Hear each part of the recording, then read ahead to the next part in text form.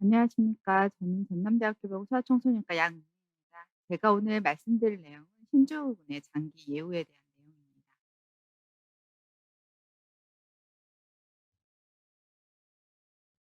음, 저희 제가 뭐 재발, 임상 경과, 성장, 비만, 고혈압 등에 대한 내용에 대해서 천천히 말씀드리도록 하겠습니다. 앞에서 신주군에 대한 이야기를 많이 들으셨을 것 같습니다. 간단하게 저희가 보면 스테로이드 치료를 하고 반응에 따라서 예후가 달라지고 이 반응이 있었던 환자라 하더라도 재발에 따라서 저희가 이렇게 분류를 하게 됩니다. 이런 분류에 따라서 생길 수 있는 장기 예후라든지 합병증이 조금씩 다를 수가 있어서 천천히 확인해 보도록 하겠습니다. 가장 많이 걱정하시는 게 재발입니다. 너무 자주 재발해요. 저희가 재발은 스틱 검사에서 단백뇨가 3 단계 이상 3일 이상 나올 때 재발이라고 합니다. 60 에서 80% 스테로이드 반응 신증후군에서 재발이 생길 수 있다라고 알려져 있습니다. 그리고 60% 이상에서 5번 이상 재발하는 걸로 알려져 있습니다. 아마 많은 신증후군 보호자분들이 재발에 대한 것을 경험을 하셨을 거라고 생각이 듭니다. 그래프를 한번 저희 보시면 좀 복잡하게 보이긴 하지만 가장 앞에 높게 솟아있는 게 재발이 없는 군입니다. 저희가 신증후군이 생기고 1 년째 이제 그 반응에 따라서 환자를 나눠 봤더니 한 44% 정도는 재발이 없었다고 합니다. 이 환자들을 인제 추적 관찰하면서 이제 봤더니 5 년째는 69%, 거의 한 70% 되는 환자들이 재발을 보이지 않았다라고 하고 10년 정도 지켜봤더니 환자군 중에서 한 80% 정도는 재발하지 않았다고 합니다. 이 환자들이 한 400명 정도 되는 미세 변화형 환자들을 대상으로 한 4.8 세부터 저희가 추적 관찰을 14년 정도 했으니까요. 거의 청소년기, 성인기까지 추적 관찰을 했을 때 이렇게 재발이 점점점 재발하지 않는 환자 빈도가 올라가게 됩니다. 하지만 재발하는 환자들도 여전히 많습니다. 그래서 초기 1 년째 이 두 군이 재발하는 군인데요. 한 합쳐 보면 약 40% 환자가 어찌 됐건 재발을 하고 있고 시간이 지나감에 따라 재발하는 환자 수는 줄어들지만 5 에서 10% 환자에서 마지막 추적 관찰 시까지 재발을 하는 걸로 알려져 있고 세 번째에 있는 가장 낮게 표시된 군이 빈발 재발형. 앞에서 말씀 들으셨겠지만 6 개월에 2 번, 1 년에 4회 이상 재발하는 그런 빈발 재발형인데 아주 많이 줄었습니다. 1 년째는 20%가 넘었지만 14 년, 18년 후에 확인했을 때는 아주 적지만 여전히 빈발 재발형도 존재함을 알 수 있습니다.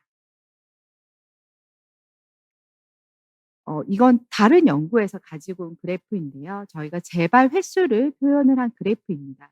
확인을 해 보시면 첫 1 년을 제가 박스로 표시를 해 봤는데요. 환자들에서 첫 1 년에 재발이 가장 많이 발생합니다. 그래서 저도 보호자분들께 이제 재발이 잦아서 자꾸 병원에 오시면 "어머니 한 1 년은 저랑 친해지셔야 돼요."라고 말씀드립니다. 1-2 년에 가장 재발이 많고 확인을 해 보시면 시간이 지남에 따라서 재발 빈도가 점점 감소함을 확인할 수 있습니다. 그렇다면 우리 아이가 어렸을 때는 내가 데리고 다니면서 병원에 다니고 괜찮은데 성인이 돼서까지도 계속 재발하면 어떨까요? 재발을 계속할까요? 라고 걱정을 많이 하십니다. 고전적으로 많은 연구들에서 90% 이상에서 사춘기 이후에는 장기 관해, 단백뇨가 없는 상태에 도달한다고 알려져 있습니다. 하지만 재발이 자주 있거나 2차 면역 억제제를 사용하는 환자에서는 성인 시기까지 재발을 계속하는지에 대한 것들은 아직 명확하게 알려져 있지 않습니다. 많은 연구들이 시간이 지나면서 진행됐었고 최근에는 앞에서 조명현 교수님께서 말씀해 주신 것처럼 다양한 면역 억제제를 사용함에도 불구하고 약 9 에서 33%의 환자에서는 성인 시기까지 재발이 지속된다고 합니다. 그렇다면 어떤 경우에 성인 시기까지 재발을 할지 우리가 인제 알아봐야 되겠죠. 저희가 이제 이 그래프를 한번 보시면 성인 시기에 재발이 없는 환자가 이 투명한 박스이고 성인 시기에 재발한 환자가 이렇게 검은색 박스인데요. 성인 시기가 되기 전에 재발한 횟수를 확인을 해 봤더니 성인 시기에 재발이 없는 환자는 평균 4회 정도 재발을 했다면 성인 시기까지 재발을 계속하는 환자들에서는 24.5 회로 숫자가 확연히 다름을 알 수가 있습니다. 그래서 재발이 작게 어린 시기에 있었다라고 한다면 이 환자들은 성인이 돼서도 재발할 위험이 높다라고 생각할 수 있습니다. 옆에 그래프를 보시면 스테로이드 의존성이 있는지 없는지인데요.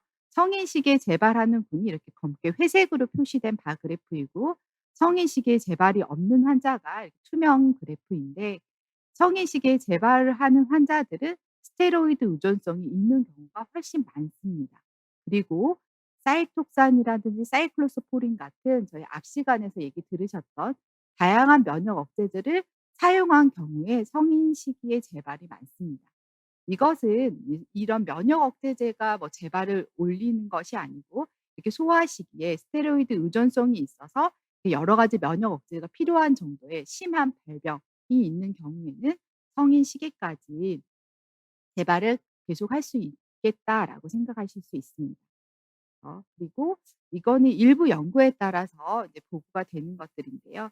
4세 또는 6세 미만의 어린 나이에 신증후군이 생긴 경우에도 성인 시기까지 재발할 위험이 올라가는 것으로 알려져 있습니다.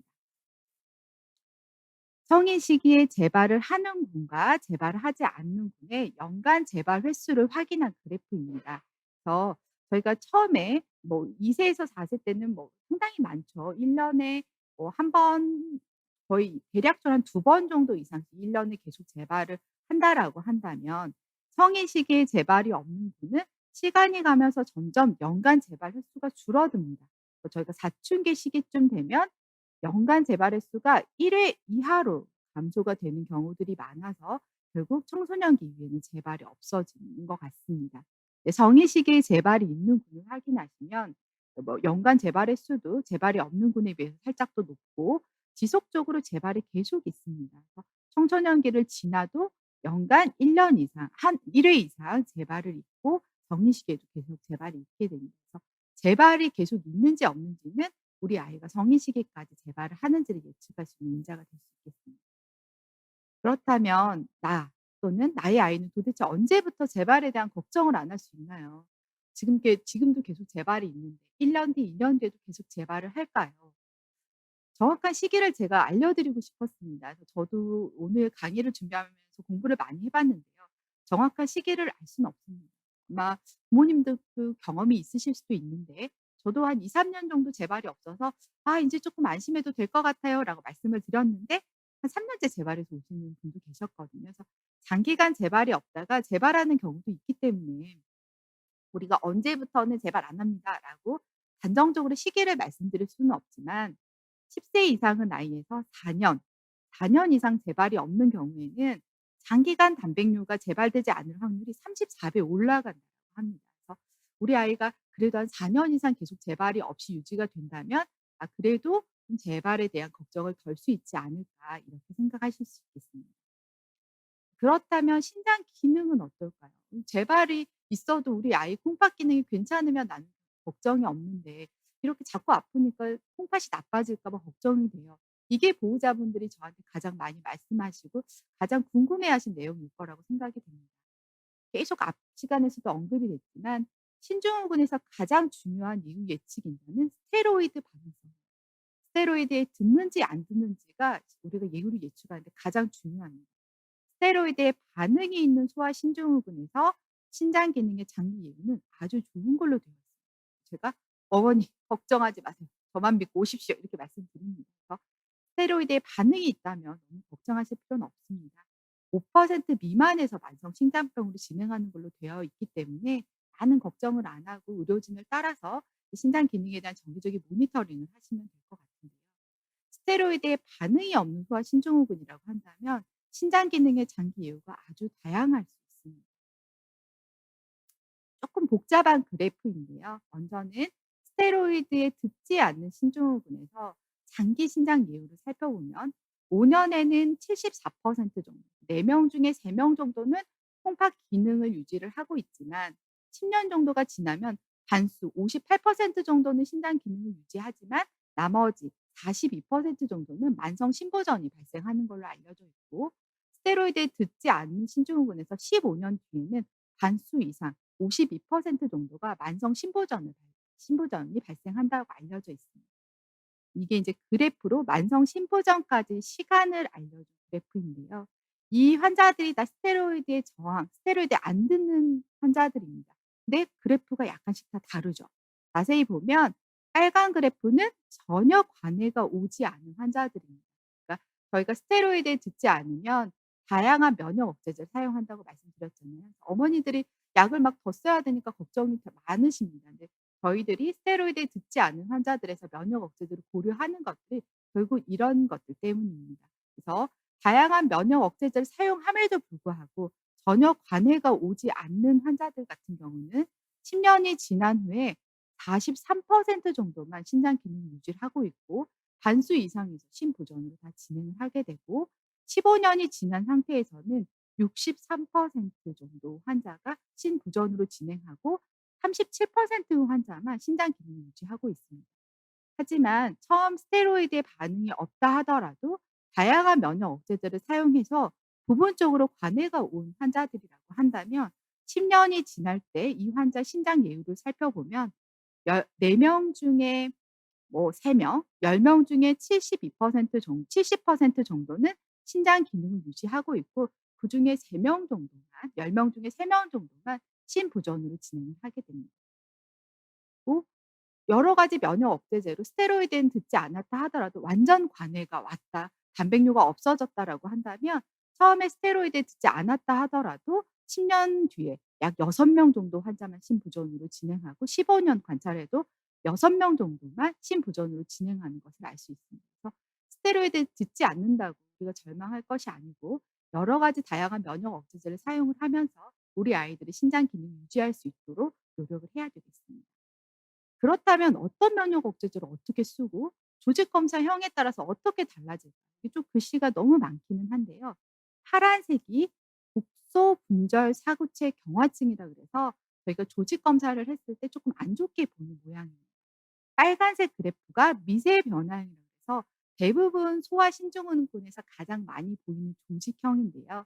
아무래도 빨간색이 훨씬 더 높은 쪽에 있죠. 그래서 스테로이드 듣지 않는 신증후군 환자라 하더라도 조직형이 뭔가 이렇게 빨간색으로 미세 변화형인 경우에는 관해율도 쪼끔 높고 예후도 더 좋은 것 같습니다. 스테로이드 듣지 않았기 때문에 여러 가지 면역 억제제를 같이 사용을 하게 되는데요. 이제 사이클로포스파마이드라고 하는 약은 아까 조명현 교수님께서도 스테로이드에 듣는 아이들에서 재발에 잦을 때 쓰는 약이라고 주로 말씀해 주셨습니다. 근데 이게 이제 아주 오래전에 이제 만들어졌던 약이라 예전에는 스테로이드에 듣지 않았던 환자에서도 이 약을 썼었는데요. 스테로이드에 듣지 않는 환자들에서 사이클로스포린을 쓴 거랑 사이클로포스파마이드를 쓴 거랑을 비교를 해 보면 똑같은 미세 변화량이라고 하더라도 관해율이 다릅니다. 그래서 이 사이클로포스파마이드는 관해 단백을 음성으로 만드는 퍼센트가 훨씬 낮고 사이클로스포린이라고 하는 약은 빨간색 직선으로 이제 그려진 그래프인데 스테로이드에 듣지 않았을 때 이런 약을 추가했더니 한 6 개월 뒤에 70% 69% 환자에서 완전 관해에 도달할 정도로 상당히 관해를 만드는 데 도움이 많이 되는 것으로 알려져 있습니다. 또 조직형에 따라서 반응이 상당히 다른데요. 똑같은 사이클로스포린이라고 하는 약제를 쓴다고 하더라도 미세 변화형인 경우에는 6 개월째 약 69% 환자에서 완전 관해에 도달할 수 있지만 국소 분절 사구체 경화증인 환자에서는 동일한 약을 쓴다고 하더라도 약 40% 환자에서만 단백뇨가 없어지는 걸로 알려져 있습니다. 그래서 스테로이드 저항 신증후군에서는 조직 검사를 저희가 하게 되고 조직형에 따라서 약제에 대한 장기 예후라든지 이런 것들이 다를 수가 있다는 것을 아시면 그러면 신증후군 환자에서 만성 신부전이 발생할 위험이 높은 경우 우리 아이가 지금은 치료를 열심히 하고 있는데 나중에 콩팥이 망가지면 어떨까요? 나 망가질까 봐 걱정이 돼요. 이런 얘기를 많이 하시는데요. 위험이 높은 경우는 스테로이드 치료에 반응하지 않거나 스테로이 좀 나이가 많은 아이들에서 스테로이드 저항 신증후군을 진단한 경우 조직 검사에서 국소부절 사구체 경화증을 진단하는 경우에는 이 반 신부전이 발생할 위험이 상당히 높은 거죠. 네. 다음은 이제 성장에 대한 문제입니다. 스테로이드를 자꾸 쓰게 되면 키가 안 커요. 저신장이 있어요. 우리 아이 키도 걱정이에요. 왜냐하면 신종후군은 관해가 돼서 좋아지는 경우들이 많지만 성장은 끝까지 남는 거기 때문에 키는. 이거에 대한 걱정도 많이 하십니다. 네, 환자 한 명인데요. 11세 신종은 남자아이였고 처음에 진단실 키 신장이 144.1 센티였습니다. 그렇게 이제 이게 가운데 50 퍼센타일이었으니까 25 중에서 50중 사이 정도 됐었는데 이 친구가 스테로이드에 잘 안 들어서 스테로이드 주사 치료도 하고 상당히 고생을 했었던 친구인데 6 개월 정도 거의 변화가 없습니다. 그 이후에 이제 다행히 소변이 좋아져서 이제 스테로이드를 줄이고 끊었더니 그다음에 성장이 이렇게 신장 증가가 다시 발생하는 모습을 확인하실 수 있습니다. 그래서 성장 지연은 스테로이드를 사용했을 때 생기는 가장 중요한 부작용 중에 하나입니다.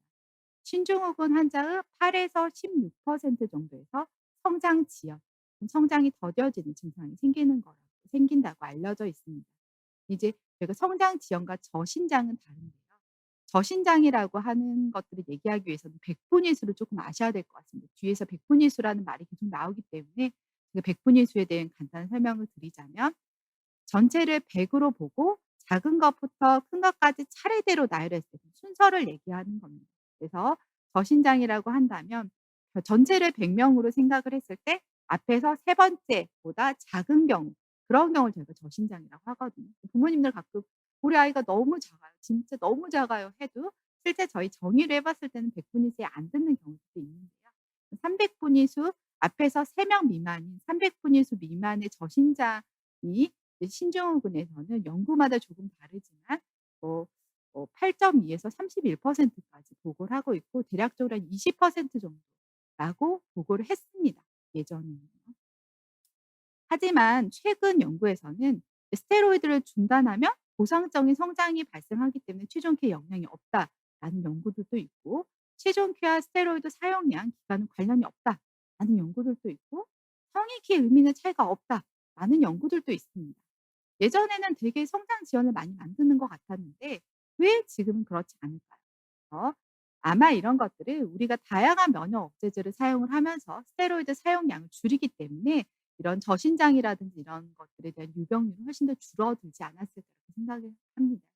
아마 이제 보고 계신 의료진들이 환자가 재발을 자주 하거나 해서 스테로이드를 장기간 사용을 하게 되면 되게 이런 것들을 스테로이드 사용량을 줄이기 위해서 다양한 면역 억제제를 추가를 하시면서 이런 부작용이 생기지 않도록 노력을 하고 계실 거라고 생각을 합니다. 두 번째는 체중의 변화가 있을 수가 있죠. 살도 되게 많이 쪘습니다. 우리 아이가 처음에 한 50 퍼센타일 정도 됐었습니다. 그 가운데가 50 등이거든요. 100 명을 세어났을 때 50등 정도 됐었는데 체중이 엄청 많이 늘었습니다. 그러다가 다행히 스테로이드를 끊고 하면서 다시 줄어들게 되죠. 그래서 비만도 신증후군에서 장기 이후에 상당히 많은 문제를 만들 수가 있습니다. 단순히 저기 이제 비만이라고 정의를 할 때는 체질량 지수라는 것들을 계산을 해서 하는데요. 체질량 지수는 이 신장을 2 제곱한 것을 체중으로 나눠서 이제 계산을 하는 거긴 합니다. 체질량 지수가 95, 100 분위수가 100명 중에 그러니까 이제 뒤에서 다섯 번째 이상이 되거나 체질량 지수가 30 이상이 되면 비만이라고 저희가 부르고요. 체질량 지수가 99, 100 분위수 100 명을 세워 놨을 때 제일 마지막에 있는 고런 경우를 고도 비만이라고 저희가 부르게 되는데 이 체중 증가가 스테로이드 부작용 중에 하나고 아마 많이 경험하셨을 겁니다. 저희 앞에 환자를 보여 드렸을 때도 6 개월 동안 계속 체중이 10 킬로 이상 엄청나게 많이 쪘었거든요. 스테로이드 부작용 중에 하나입니다. 스테로이드 사용 자체가 식욕을 아주 많이 올려서 많이 먹기도 하고요. 대사작용을 줄여서 체중 증가를 유발할 수 있다라고 알려져 있습니다. 초기 연구에서는 35 에서 43%, 최근 연구에서는 아까 다양한 면역 억제제를 사용하면서 제가 성장에 대한 것들도 많이 인제 좋아졌다라고 말씀드렸잖아요. 비만도 그래서 아마 좋아진 것 같긴 합니다. 그래서 최근 연구에서는 8 에서 26% 에서 비만 또는 과체중이 발생하는 것으로 알려져 있습니다. 그렇다면 스테로이드를 중단하고 체중이 회복을 할까요? 그 아이도 스테로이드를 끊으니까 그대로 저절로 좋아졌을까요? 아마 어머님들도 경험이 많으실 거라고 생각이 되는데 그렇지 않죠. 그래서 스테로이드를 중단하고 체중이 이전과 동일하게 회복되는지는 명확치 않아서 체중에 대한 것들은 부모님들이 같이 신경을 좀 써 주시고 많이 음식을 먹지 않도록 해 주셔야 됩니다. 네. 그 최근 연구에서는 워낙 비만 자체가 많이 늘었기 때문에 신중후군 환자라고 하더라도 우리가 이렇게 정의하는, 비만이라고 하는 걸 정의하는, 비만 또는 과체중의 유병률이 더 늘지 않는다라는 이야기들도 있고, 체질량 지수와 스테로이드 사용량, 유병 기간, 재발과 관련이 없다라는 연구도 많습니다. 그래서 스테로이드를 자꾸 사용을 하게 되면 다양한 면역 억제제를 사용을 해서 이런 것들을 줄이기 위한 노력이 필요할 수 있습니다. 고혈압이 생기는 경우들도 있습니다. 고혈압은 저희가 이제 100 명을 세워 놨을 때 고혈압 전 단계, 고혈압이 생기기 전은 90 백분위수, 100명 중에 뒤에 10 명, 90명 이상이 됐을 때 그 고혈압 전 단계라고 하고요. 고혈압은 95 백분위수, 뒤에서 5 명을 95 백분위수라고 하고, 13세 이상에서는 130에 80 이상이 되는 고혈압이라고 정의를 합니다. 어 혈압이 올라가는 친구들도 꽤 있습니다. 신종은 자체의 콩팥 원인으로 혈압이 올라가기도 하고요. 스테로이드, 칼슘유린 억제제와 같은 약물 때문에 고혈압이 생기기도 합니다. 고혈압이 생기는 발생 빈도는 6에서 46% 정도 상당히 다양하게 저희가 보고를 하고 있는데요.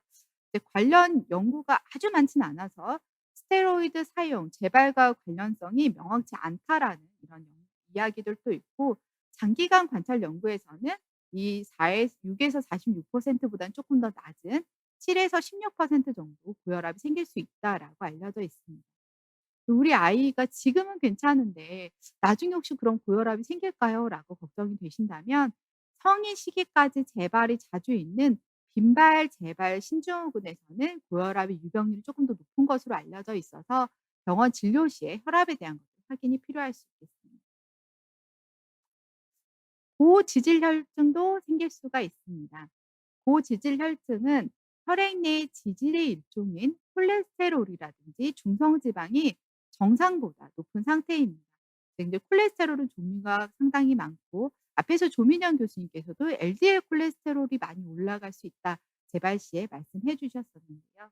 이게 재발 시에 고지질 혈증이 생길 수 있습니다. 그래서 신종근에서 단백뇨가 발생하는 경우에 고지질 혈증이 생길 수가 있고, 스테로이드 사용에 의해서도 발생할 수 있는 걸로 알려져 있습니다. 그래서 말씀해 주신 것처럼 스테로이드를 중단하고 줄이게 되면 고지질 혈증이 좋아지는 걸로 알려져 있는데요. 실제 관해 상태로 잘 유지되는 경우에 성인 시기에 심혈관계 합병증을 증가시키지 않는다라고 알려져 있지만, 고지질 혈증 자체가 스테로이드를 중단하거나 호전된 후에도 지속될 수 있다라고 알려져 있고, 고지질 혈증 자체가 죽상 경화증, 심근경색, 뇌졸중의 위험 인자가 될 수 있기 때문에 혈액 검사를 하면서 고지질 혈증이 있는지 지속적인 관찰이 필요할 수 있겠습니다. 제가 상당히 좀 빨리 끝낸 것 같은데요. 제가 마무리에 꼭 드리고 싶은 말씀이 있었습니다. 소아 신종근에서 스테로이드 반응성이 예후에 상당히 중요합니다. 소아 신종근 환자들이 10 에서 40% 까지, 뭐 많게는 성인기까지 계속 재발을 한다 하더라도 스테로이드에 듣는 친구들은 상당히 장기간 예후가 좋을 수가 있고, 스테로이드에 듣지 않거나 조직 검사에서 곡소 분절 사고체 경화증 같은 모습이 보이는 경우에는 신장 기능 감소의 위험 인자가 될 수 있겠습니다. 성장 부전, 비만, 고혈압, 고지혈증 등이 발생 가능하기는 하지만, 이런 것들은 저희가 스테로이드 사용을 줄이고 다양한 면역 억제제를 같이 첨부하면서 최근 연구들에서는 이런 장기 예후가 훨씬 더 좋은 걸로 알려져 있습니다. 그래서 꼭 드리고 싶은 말씀은, 스테로이드에 대부분 소아들은 잘 반응을 하고, 스테로이드에 반응하는 소아 신종근고는 장기 예후는 아주 좋습니다. 그래서 저희가 이제 어린 시기에 대부분 발병을 하고 성인기까지 제가 추적 관찰을 하다 보면, 어떤 친구들은 한 번 재발하고 그냥 성인이 되는 경우들도 있지만, 어떤 친구들은 아주 많은 재발과 호전을 반복하는 경우들도 있습니다. 그렇다면 이 긴 여정 동안 우리는 우리 아이들을 여기 박스 안에 가둬 놓고 "너는 재발할 수도 있고 합병증이 생길 수 있으니 뭘 하지 말자. 집에만 있자. 감염이 될 수 있으니 뭘 하지 말자." 이렇게 키워야 될까요? 안 그러면 이 같이 걸어갈 수 있도록 지켜봐야 될까요? 제가 장기 예우를 준비하면서 확인을 했던 것들은, 예전에는 저희가 다양한 면역 억제제 사용하기 전에는 예후가 좋지 않은 경우들도 있었고, 스테로이드를 상당히 오래 사용을 하면서 여러 가지 합병증이 많았던 적도 있었지만, 최근에는 저희가 다양한 면역 억제제를 사용하면서 장기 예후들이 상당히 많이 좋아짐을 확인할 수가 있었습니다. 그래서 우리 아이가 자꾸 재발하고 무슨 합병증이 생길까 봐 걱정하시면서 이렇게 조금 온실에 두시는 것보다는 이제 다른 아이들과 똑같이 같이 걸어가실 수 있도록 이게 좀 지지해 주시고 의료진과 같이 하시면 어떨까 하는 말씀을 마무리로 드려보고 싶었습니다. 제 강의는 여기까지입니다. 감사합니다.